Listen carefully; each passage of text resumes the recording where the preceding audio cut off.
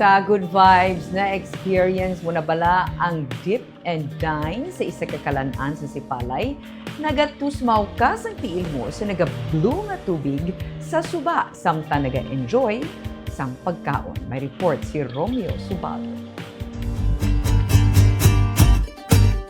Samtang nag-enjoy ka sang manamit nga pagkaon, pwede mo ma-enjoy ang kabugnaw sa naga-blue-green nga tubig sa Panaon River diri sa may Fish Tank Seafood Restaurant sa Barangay 3 sa Sipalay City. Ini ang ginatawag nga dip and dine experience.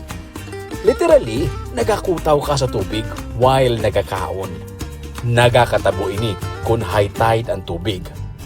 Magluwas sa mga matahom nga mga beaches ang Sipalay City, isa man ini sa mga popular nga lugar nga ginakatuan sa mga turista. Samtang nagakaon, amo sini ang imo nga view. Mga kanipaan kag bungyod sa tabok.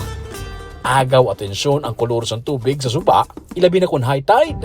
Nagaagaw-agaw blue ka green ang katinaw sa tubig kag may mga isda pa. Gani bata mano kung tigulang nga nagakaon diri, enjoy gid sa experience. Take note, ang kutaw lang sa tubig samtang yara sa resto ang gina-promote ang fish tank. Wala nila gina-tolerate ang maglumpat sa suba kag mag-swimming kay dako ini nga risgo.